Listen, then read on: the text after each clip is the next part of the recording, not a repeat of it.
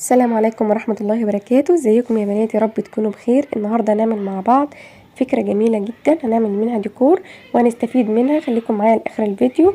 الديكور ده كمان هيبقى ديكور جميل يزين بيه المطبخ او اي مكان احنا قاعدين فيه، نستفيد بيه ونزينه. وتاني حاجة هنعمل فكرة جميلة منها نستخدمها كمان في المطبخ ونحطها وتبقى ديكوريشن جميل جدا. خليكم معايا، ولو اول مرة تشوفونا متنسوناش بلايك، تنزلوا تحت تشتركوا تحت في القناة وتفعلوا علامة الجرس اللي جنب كلمة الاشتراك عشان يوصلكم مننا كل جديد. يلا بينا.